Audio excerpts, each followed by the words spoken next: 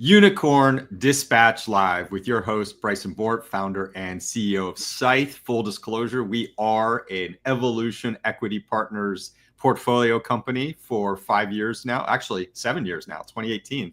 And I am joined by the esteemed Mr. Richard Seewald, who is the founder and managing partner of Evolution Equity. Richard, welcome.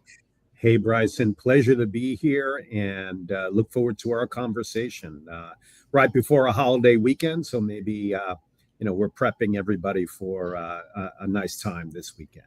Hey, VCs and money never sleeps, right? There you go. For those of you who are new to this, we do a raffle at the end. So your good comments and your good questions for Richard will get entered into a raffle for free SCYTHE swag. So you are incentivized to participate. Richard, let's start off with the introduction. Who are you and what mistakes in life did you make to end up here on this show? Yeah. I'm the founder, managing partner at Evolution Equity Partners. And as you noted, we're a cybersecurity investor. We're focused entirely on the category. Team of 30 at Evolution, based out of New York City. Offices in Palo Alto, London, Zurich.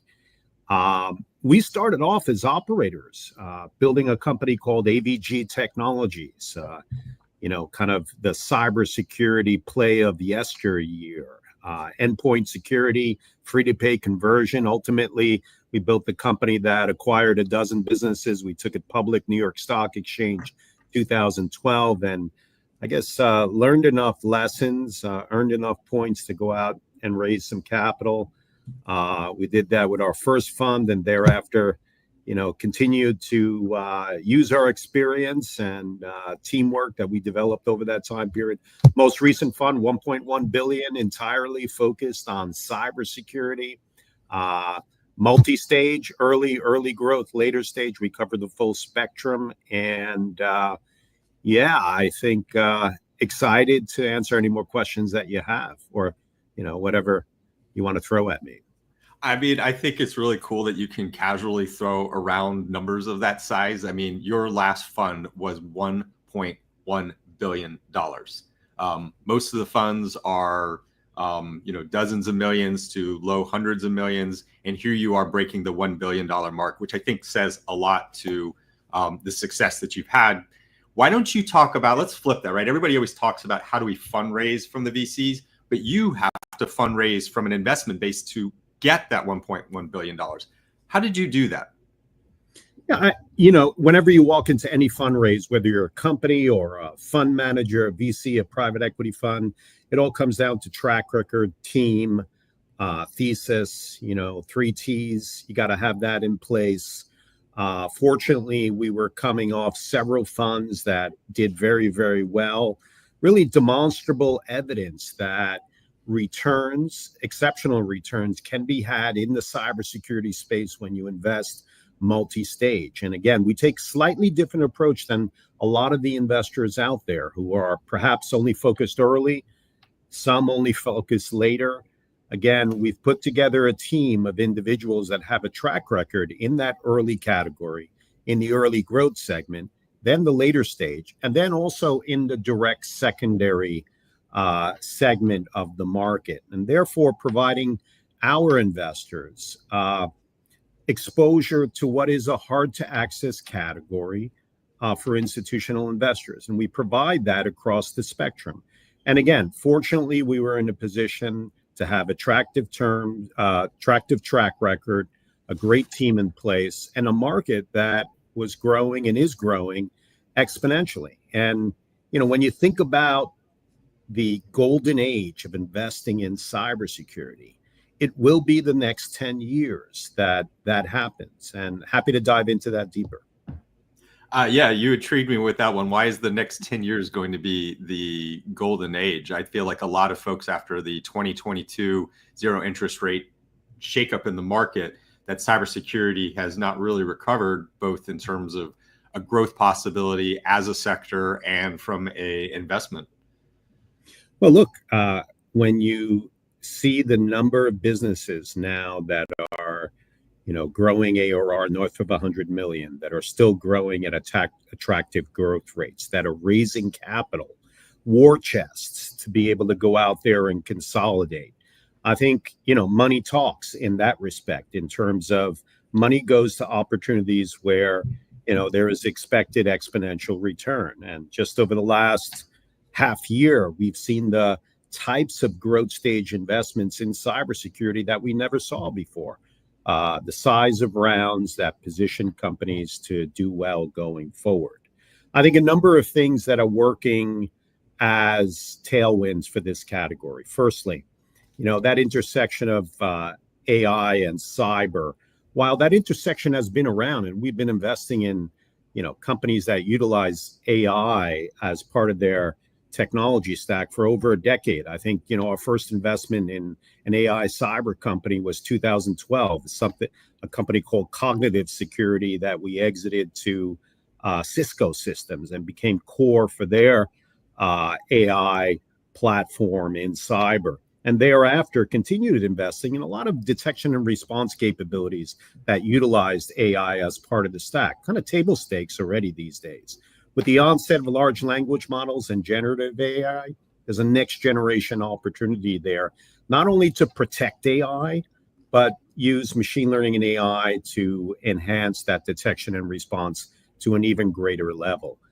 Protect AI is a great name. It's a company we invested in that most recently was acquired by Palo Alto Networks, one of the leaders in AI security.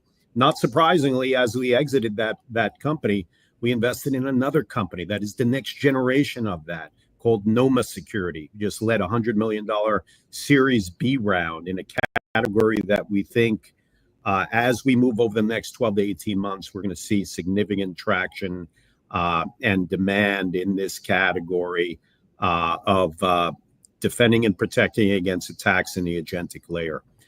So I'll pause there. There are a number of other reasons that I think this industry has a lot of legs. Look, I know there's been a lot of talk out there about consolidation of the cybersecurity space, industry consolidation. And people compare that to, industries in the United States that were consolidated over the last 100 years, the steel industry. They compare it to the manufacturing industry. I've seen reports that compare it to everything else. I think all of that is nice. And if I were an incumbent player, I'd be positioning the market that way. The one important thing to remember, take a look at the financial statements of any publicly listed cybersecurity company. Next to $0 spent on R&D. The next generation of cybersecurity technology is in the private markets. That's where the disruption happens. That's where the growth is. That's where the next generation of technology company is.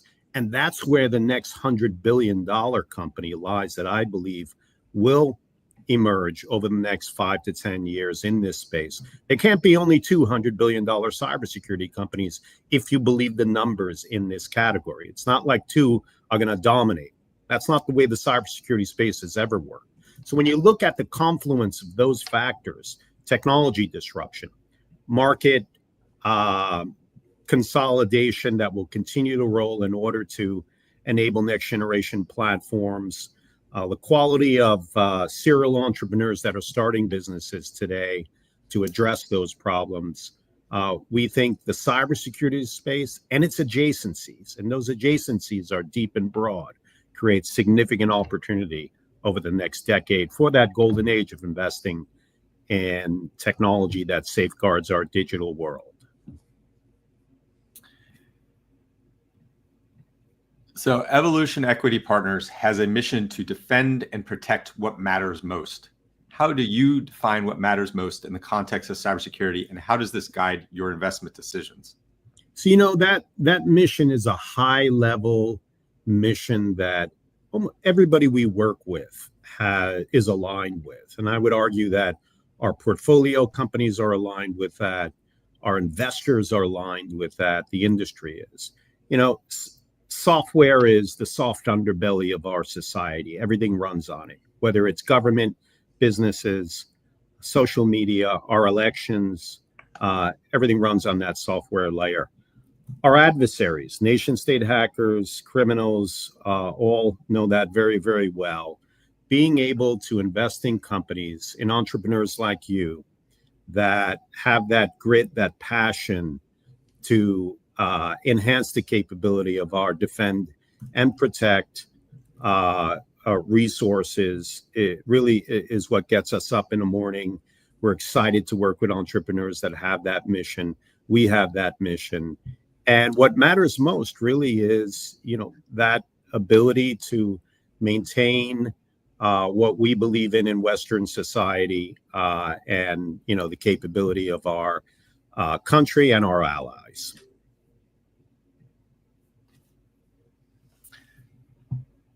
Okay, so you actually answered the other question already, so that's a good one. That's always a sign of a good interview. So you've backed category defining companies like you talked about AVG that you were a part of, and then you've invested in things like Carbon Black and Security Scorecard. What key traits do you look for in those entrepreneurs besides resilience to identify what you're going to invest in? I think whenever you see an interview with an investor, you're going to hear things like, we're looking at addressing big markets, platform businesses that can upsell and cross-sell into multi-$100 million outcome, which, is all true. Great teams, defensible technology, all of that is sort of table stakes in our view. I think the biggest differentiator is that X factor that the founder and the management team have or don't have. We did a session this year at RSA at the President's Forum, and we awarded George Kurtz CEO of the Year. And I think George is emblematic of, that resilient CEO that took a company from startup to 100 billion. I think, those are hard shoes to fill, but when we look at entrepreneurs, it's through the lens of the type of team and type of individuals that are willing to, fight for leadership in the category, that have that grit, resilience, and desire to build large companies. That X factor you can qualify in many, many different ways. I think that is the differentiator in terms of how and why we invest in one company or another. Yeah, you mentioned defensible technologies, and I had a conversation with a potential founder about a month ago, and he wanted to get my opinions on his idea. And his idea was something he had vibe coded with, ChatGPT over a weekend. And I was like, that's cool-ish, except anybody else can do that. I mean, if you can do some prompt injection and get some code, anybody else can do the same prompt injection and get the same code. But he also made what I think a lot of young founder error is, which is truly understanding what your ideal customer profile is. Because he had built a product and he wasn't even thinking in terms of what is the model. I was like, well, your model is B2C. You have built an app that you're trying to sell specifically to an individual. And the individual he was trying to sell to were other founders. I was like, well, let me also disabuse you. I mean, look at the way I dress. Founders don't have money. So we are some of the cheapest people on the planet because all of the money and all of our time goes into our idea. And you're trying to sell us something that I think I can also build in my free time. You've got no chance. So that's the defensible tech. You talk about resilience, and I think a lot about the agility that goes with resilience, right? Resilience is my ability to get punched in the face and come back the next day with a black eye, and I'm still going to come in swinging and do what I need to do. Agility is making sure I don't get punched the next time. So I'm continuing to adjust myself, my idea, and my team as we go, because no idea to start is the right idea. This is part of the pre-seed seed journey, is getting enough to explore the idea that looks like a good idea. And so it's the founder's ability to see that and see those edges and go, okay, well, I was going this way, but we need to do this. Now we need to do this, and this is where it's going to go. How do you see that when you first are doing those interview processes? I think innately founders should be able to understand the behavioral economics of cybersecurity. And what you're talking about now are those behavioral economics. Great, you present a piece of technology, but the founder is not going to buy it because of some of the behavioral dynamics around spend in a certain area. So I think it's much overlooked.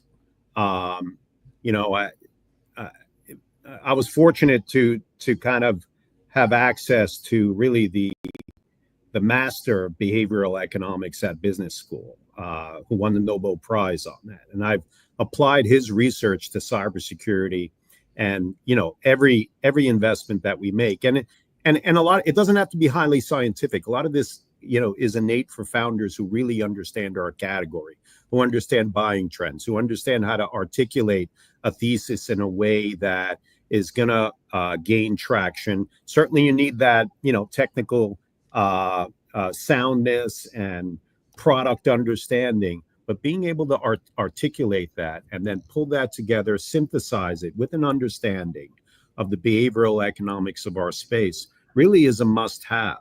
And I think that goes to the points that you made and kind of how we think about it when we speak with entrepreneurs. I like the mention of the behavioral science of this, because there is what we just discussed, the behavioral science around looking at a founder. But also, I think that's the misunderstanding or the limited perception of the cybersecurity market, is a lot of technical solutions for technical problems when we miss the social interplay. It is users, it is people, whether they are people in the enterprise as employees who just happen to be doing this for their job functions, which is the purpose of the organization. That's why for-profit organizations exist. And then security is actually mostly people as well. People responding to alerts, people doing investigations, people putting these things in place. And so I love that, because that is cybersecurity, is the mix of the technical and the social. And if you're not looking at those behavioral patterns, you're missing most of the market. Absolutely, Bryson. I think that says it all. And it may be, I shouldn't say more important, but it's certainly, there's a lot of great technologists out there building products that are viable, that are nice pieces of technology. But without that understanding of the market and the behavioral trends that are out there in terms of buying and understanding that product, often you don't see a light of day unless you really get that and understand it well. You mentioned that Evolution Equity is built up of operators, and you are the perfect example of an operator, because not only did you start with an idea with AVG Technologies, you scaled it to about $400 million in revenue before taking it public. And I mean, we talk about unicorns, and then I think there's some sort of special rarefied class of the unicorns that IPO and get to do that and have the escape velocity. And there are even very large companies that still exist today that wanted to IPO and couldn't, and they're unicorns, right? So Richard, you personally got to do that. And so my question is, what was the most critical lesson that you learned as a part of that? And what would you define as success? Because very, very few ever get to IPO, and there's got to be different measures of success below that. Yeah, firstly, our team did this, and I have partners at Evolution that were the CEO, the CTO.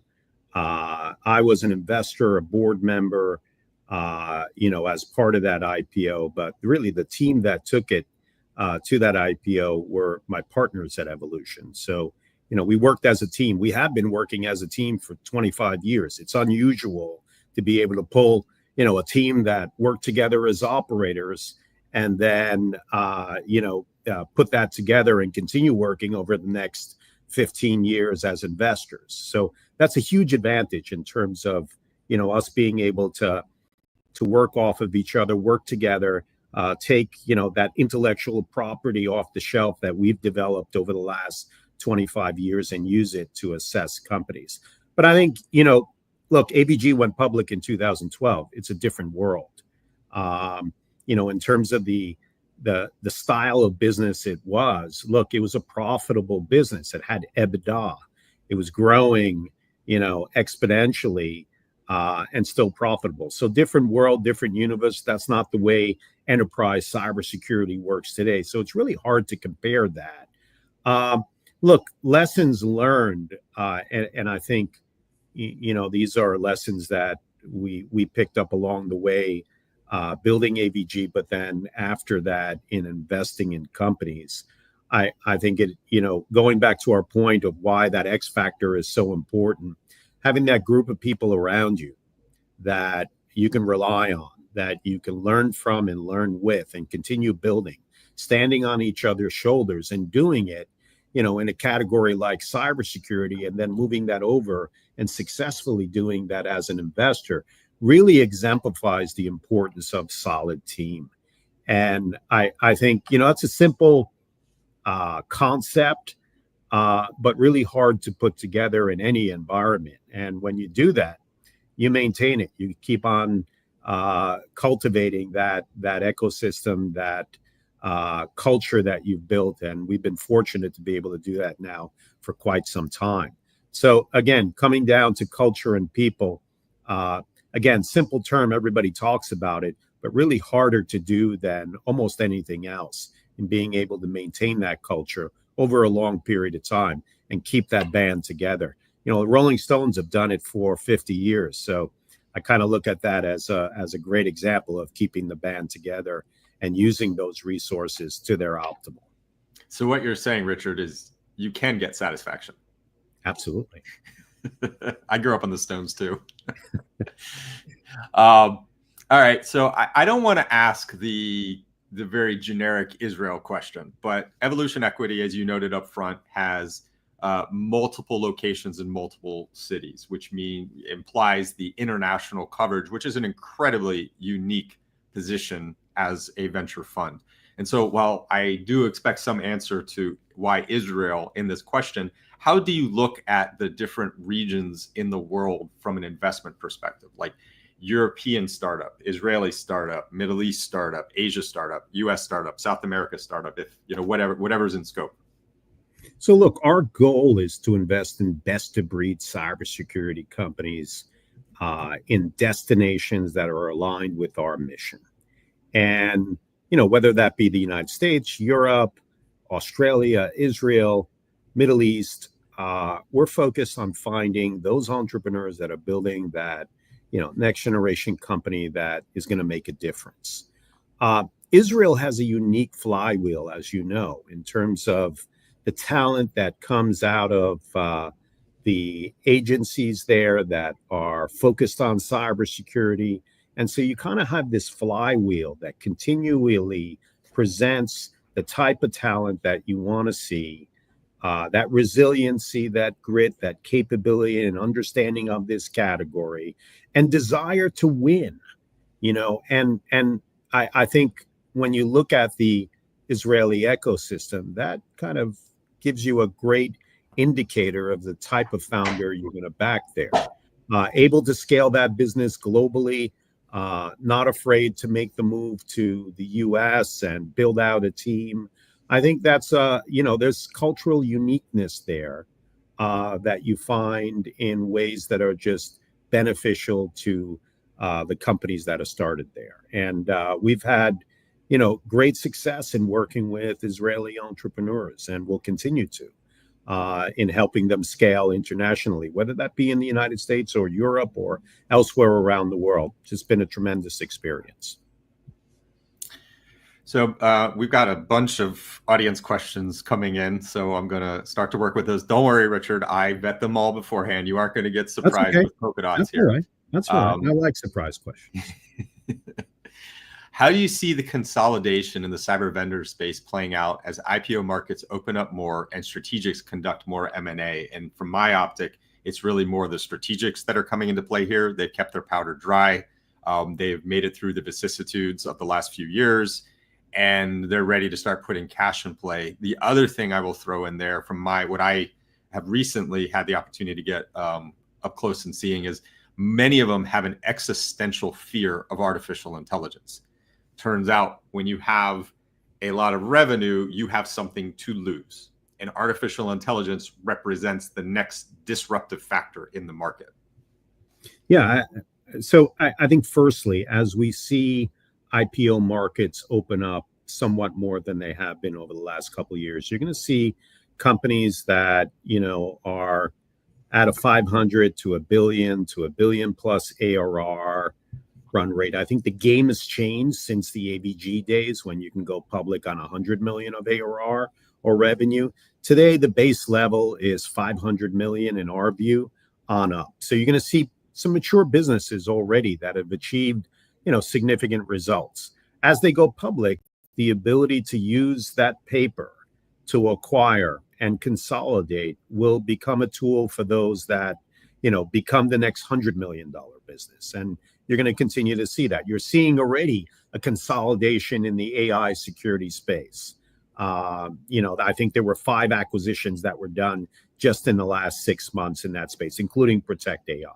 So you'll see continued consolidation there, but not only for the AI piece. There'll be continued consolidation in areas to compete against, some of the incumbents. I think the Wiz acquisition, if that goes through, creates opportunities for competitors to consolidate in ways that maintains that competitive environment amongst the hyperscalers. I predict we'll see that.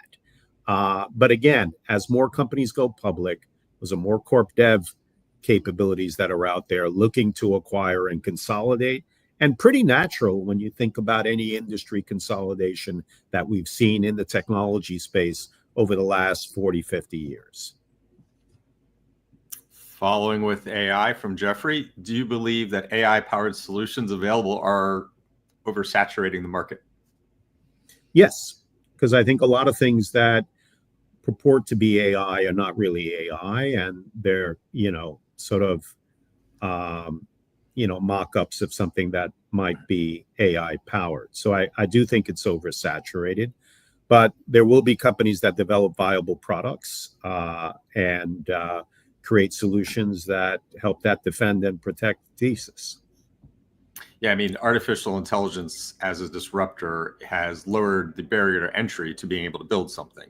And yeah, I mean, you can't just use an LLM wrapper and then exactly, position that as a product that is gonna change the world. It's a nice feature perhaps. Maybe someone even buy it, but I think whether it's fundable and whether you can generate the type of outcome you really need to take venture money is a different story. And like I was commenting earlier, just doing something with an LLM is not defensible technology. Unless you built the LLM. Unless you built the LLM. From Katrina, how are evolving cyber threats like post-quantum encryption risks or AI-driven attacks influencing your portfolio strategy and the types of startups you prioritize today? Yeah, I think the post-quantum category and post-quantum encryption segment is interesting. We've actually invested in that category in a company that it's a company called Arkit. It was taken public a few years ago. And I think the one interesting thing about the post-quantum encryption space is, a number of the solutions that are out there today actually harden current encryption infrastructure and have a pathway to that post-quantum environment in terms of ARR. I think the one thing about the quantum space is really, the debate on when and how and who will ultimately launch a quantum computer first. And, the expert time horizon on that is anywhere from 3 months to 30 years. And I've actually heard that, that wide time frame. But I think being able to generate ARR in the interim, however that interim period is, and by the way, I don't think it's 30 years, I think it's sooner than that, is key to kind of be able to position yourself in the market today to raise money and build a business. But certainly an area to keep an eye on. I know that that particular topic has risen in terms of areas that security professionals are concerned about. It's risen from like number 20 on the list to within the top 10, which is interesting. Not sure the buying trends actually correlate with that, but certainly the awareness around post-quantum encryption has risen for a number of reasons. I think some of the companies that have been successful at positioning themselves in the space are part of that. Some of that also the guidelines that have been provided on post-quantum encryption. Look, I think that AI, post-quantum encryption, automation work together creates significant opportunity for disruptive companies going forward. We're seeing that to some degree. But look, that's a force multiplier that can create significant opportunity out there. And that's why I believe that, partly why the next 10 years is the golden age, that the speed of and the velocity of disruption in this category is going to accelerate over that time period. And unless you're swimming in this today, meaning all you're doing is focused on the cybersecurity space, if you're not doing that as an investor, you're missing a lot in terms of what's happening here. It requires that focus, that attention, that being absorbed in this space the way any dedicated investor in this space is. You mentioned you haven't seen that in the buying trends yet. And that brings to me what I think is the entrepreneurial dilemma of innovation. MBAs and business school and everything always talk about how great innovation is. Well, what does innovation mean? It means you have to create a market that does not exist today. That is a very expensive and difficult proposition. And I will point to myself that was our challenge at SCYTHE, is we were years ahead of our time in the technology that we were creating. And it is only in the last about year or two that we've started to see the buying trend catch up to us. And so when you hear innovation, I think it's one of those things that is not really as interesting to so much as looking for where you have the first mover who has done the innovation, started to educate and shape the market. And that's why second movers typically are the most successful, because they have to spend less time and money on that. And so I guess where I'm leading that to is, you noted the buying trends aren't there. When do you think that tipping point is going to be where we see the buying trends catch up to these innovations? When the first breach happens, that is a function of a quantum hack, and a particular company will not have had the technology in place to defend against it, and you'll see buying trends spike. Not dissimilar. Look, I think Palo Alto Networks was not the first firewall business out there. And you had others before them who had viable technology. They were just before the time was right. And, Palo Alto launched at the right time with the right technology and was able to ride that wave into a public business that now is the largest cybersecurity company in the world. And timing there was key. Founder was great. Technology was great. But I'll tell you, there were a number of others out there that had the same, maybe even better technology at that time, just didn't time it as well. So following from David on artificial intelligence tying into this, are there particular opportunities today with a softer labor market? So we haven't recovered from 2022. A lot of folks, it's kind of like what we saw post.com in IT. The need is still there. The jobs haven't quite recovered. And then there are places in leadership that are making the decision, well, because of artificial intelligence, we don't have to hire. Yeah, I think like other periods of disruption, resources get shifted into other roles. So, I don't know if you're thinking about a SOC where tier one automation is kind of well on its way of happening. I think you're seeing a lot of professionals shift into tier two and tier three roles that create higher value. And yes, there'll be some interim challenges in that way. But look, I think we're in the market, cybersecurity market, that continues to raise companies, that raise money, that hire best of breed engineering talent, best of breed sales talent, best of breed management talent.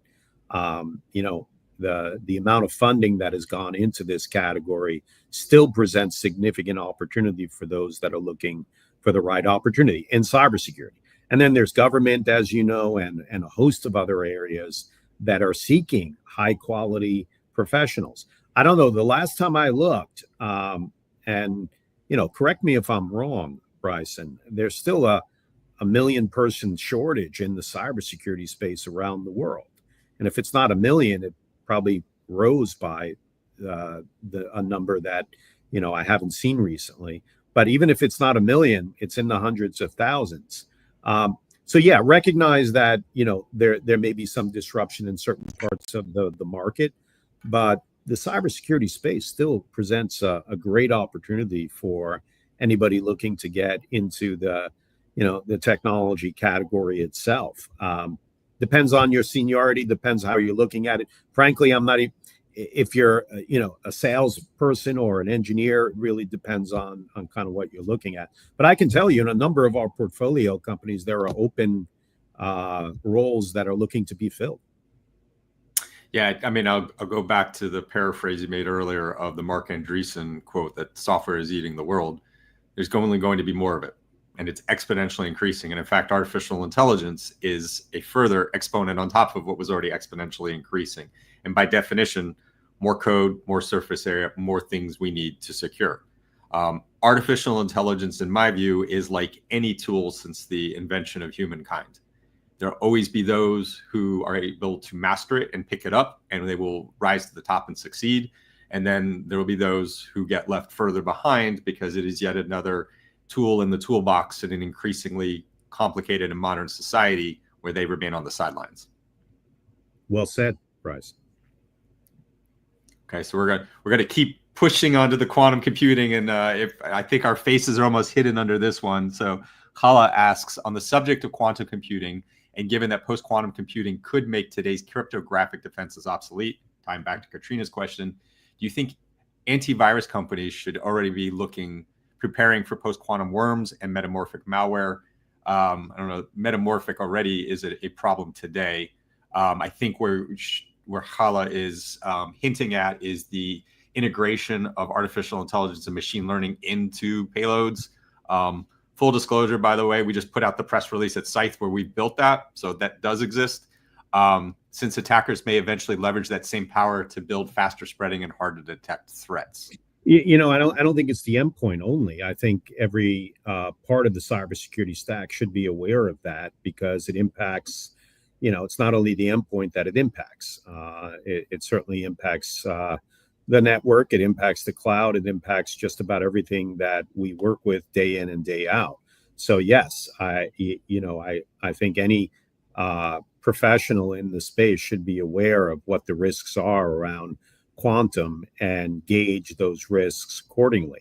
I think, according to what we're seeing in the market today, there is some traction, but it's not the number one or number two or three concern of most chief security officers out there vis-a-vis their buying activity. But on that note, vendors should be thinking about this absolutely and integrating, and they are integrating post-quantum encryption capabilities into the product sets that they're building. I really want to emphasize what Richard said there about it is not just the host. So I'm going to put on my hat as a former advanced persistent threat myself. We won on host all day long. We know what tools you have. We know how they're configured. We know how they work. Before we even show up, your entire defensive stack is our test matrix, which means I know how to deny, disable, and deceive anything you have on a host all day long, because it's there and I can get it. The only place you cannot defeat me is the network. I go to ones and zeros and whatever protocols you have, like every other piece of traffic. It is the one place I have to be visible. I can't beat that. I have to blend. And so it is going to always be your defensive stack. Looking at a combination of those factors is the only way that you will be able to defeat any threat. I don't care what the technology is. Well said again, Bryson. Thanks, Richard. We should hang out more often. You're an ego boost. This is the most compliments I've gotten in weeks. So you know how lonely it is as a founder. Everyone's just yelling at you all the time. That's true. So pivoting there, do you believe that reputable cybersecurity companies that have been in the industry for many years would be acquiring more AI solution startups in the future if they're unable to build the solution in-house? And I'm going to throw another little flavor in there for those of you who haven't seen it in the news. we have seen some of the bigs going into all-out bidding wars the way you would go after a celebrity quarterback with $100 million packages to get the best of breed talent in artificial intelligence. So I think it raises a good question. So it's not only, the names that are paying, $100 million for AI talent to join. I think, for companies that were built pre, generative AI, large language model genre, you're starting to see acquisitions to enable those companies to kind of, catch up in areas that some of the newer companies, might have some advantage. I think it's not that easy. There's a certain culture around companies that were built post generative AI that are different than those built before. Not impossible. There are those that are, upscaling, making acquisitions, integrating well. But there will be a select few that are successful in doing that.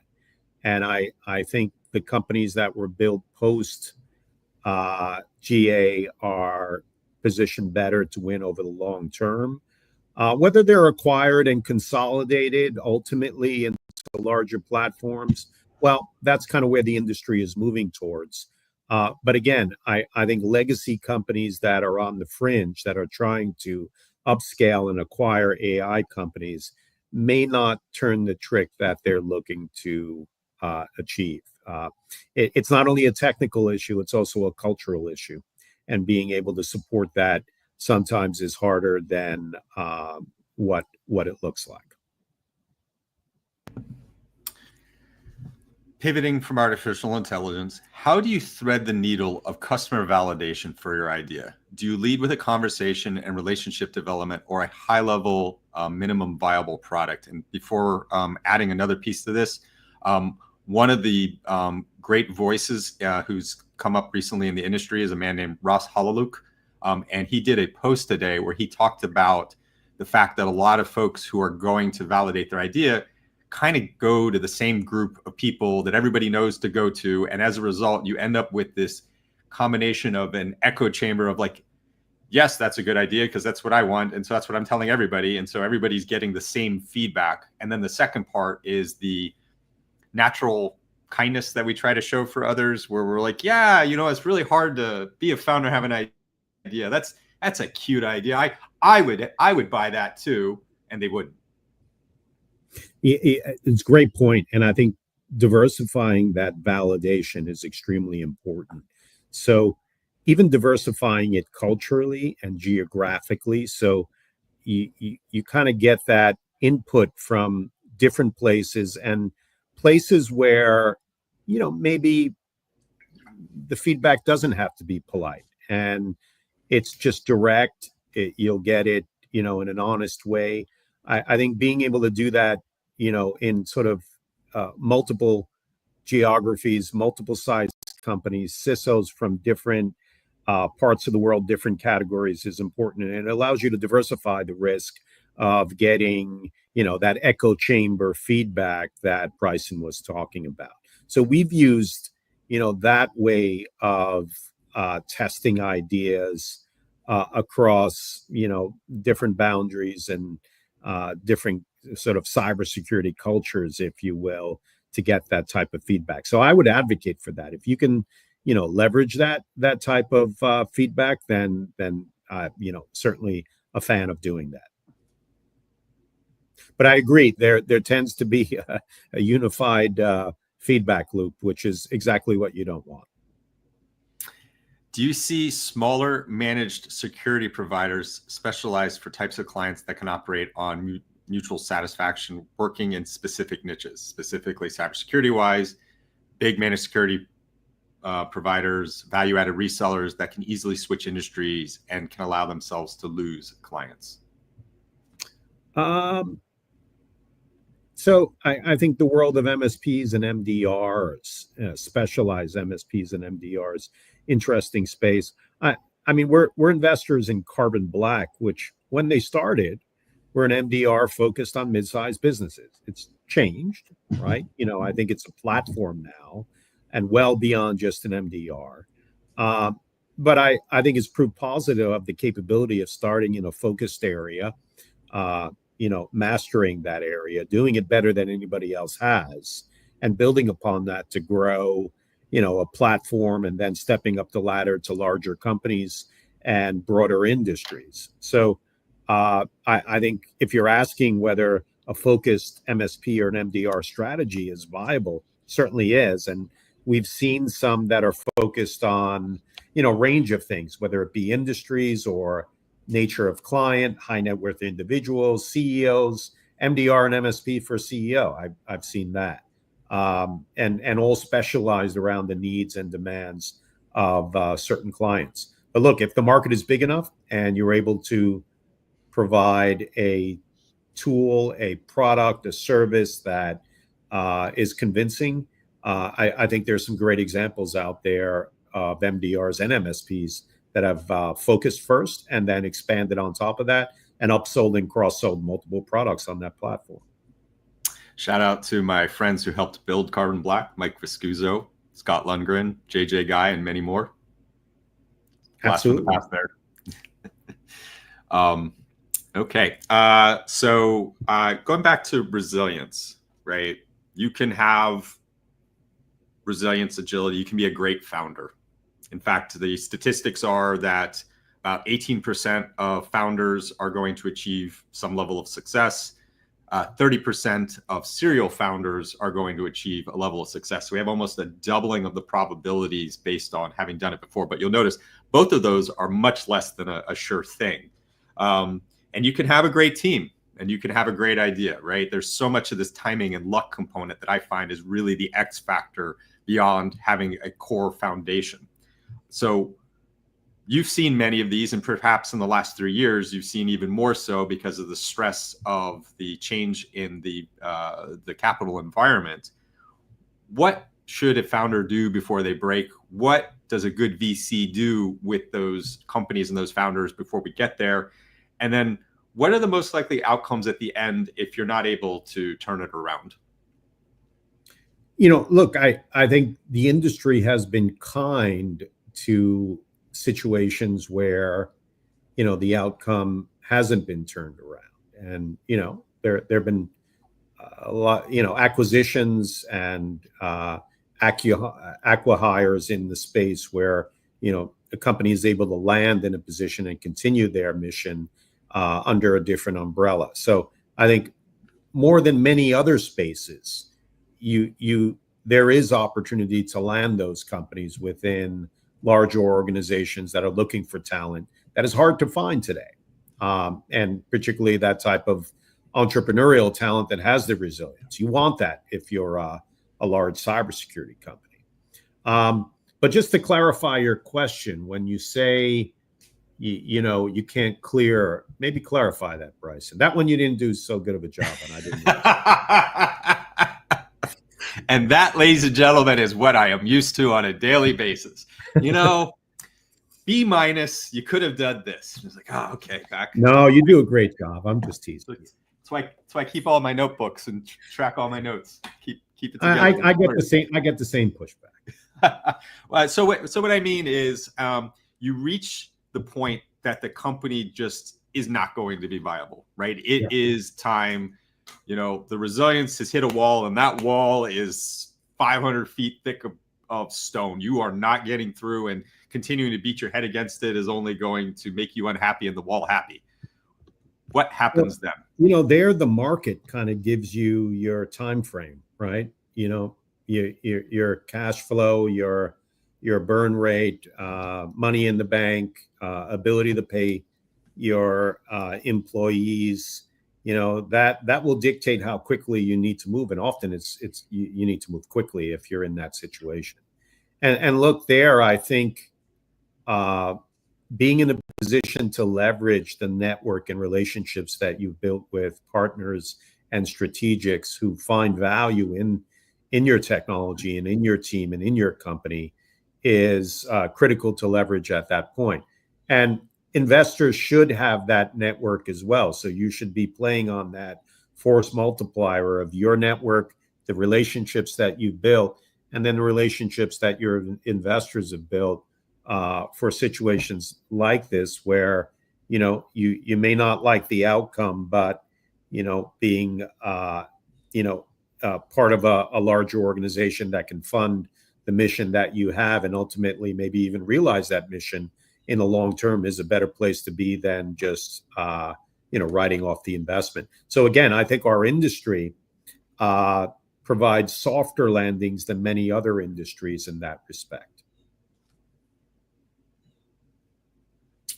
Okay, following up with post-quantum cryptography for both cybersecurity and global economic competitiveness. This is the administration is prioritizing these areas. The first quantum-driven breach, which you mentioned was necessary to drive adoption, or is economic momentum alone sufficient? And I think part of this is now we're talking about the fact that cybersecurity is national security. We are in a whole society fight, and it is a Cold War. And so there is not just the offense defense of the technical piece of the D4M from a military effect perspective, but also there's the fact that we can make these national capabilities, and that it requires investment and focus. So absolutely agree. The case of adoption should be accelerated well in advance of the first breach. But again, getting back to behavioral economics in our industry, we've rarely built technology into our organizations before the threat arises. And I'll point out, and my colleague at Evolution points this out all the time, Taher El-Gamal, father of SSL. He said, actually, before e-commerce became a thing, we integrated SSL, into, at that time, he was a chief technology officer at a pre-Google, pre-Yahoo search engine. I'll let you guess the name. And was at the forefront of that technology. And Taher will always say, look, that was the last time really that we got in front of a problem with technology to address, at that point, what was e-commerce, and to be able to safely enable e-commerce. Since then, it's been few and far between where we've been able to do that. It's often the breach comes first, and then you see buying activity. So does it have to be that way? No. I think in the past we've seen in that instance where we wanted to secure something less impactful in terms of national security, e-commerce. We did it then, we can do it now. And I think it comes down to setting up the right incentives for organizations to adopt that well in advance. It's certainly in our interest to do that. So I think everybody recognizes that. It's about setting up the incentives to do so. And again, that's another part of the behavioral economics of our industry, the right incentives. All right. Richard, this has been a fantastic and wide-ranging discussion. I really appreciate your willingness to go out of our comfort zone, because there were a few of those things. There was a little bit out there, but you had told me beforehand you were up for it. So no, this was a pleasure. Nothing out of scope at all. I think these are all questions that we discuss, and certainly you and I have discussed them, but we discuss these on a day-to-day basis. So lots of fun. Thanks, Bryson. Thanks everybody out there for the great questions. If you have any other questions, feel free to reach out. And, I look forward to seeing you out there at one of the industry events or otherwise. But thanks very much. Have a great Labor Day weekend for those that are celebrating. All right. And stay tuned for our raffle, folks. Let's see who won. Thank you for great comments and great questions. And our winner is Steve Martano. Wait, did it stop? Yeah, there we go. Steve is our winner. So Steve, reach out to me and we will get you a gift card to swag.scythe.io, where we sell all of your unicorn swag. All of the proceeds at the swag store go to saving chubby unicorns, aka endangered rhinoceroses. So we have partnered with the conservation effort to do that. So even if you didn't win, feel free to get some unicorn swag for a good cause. Richard, again, thank you so much, my friend. This was a fantastic conversation. Bryson, thank you. And I love that, I love the, the rhinoceros cause. I think, that's important, and it is the real unicorn. So buy up that swag. And I like that spinning wheel. That's awesome, man. I got to do that. That puts some pizzazz into the Monday morning evening. Hang out with us, Richard. We got all sorts of these little guerrilla marketing tactics that we have refined over our period. And good thing is our ARR is starting to show that too. Awesome. Thanks a lot, Bryson.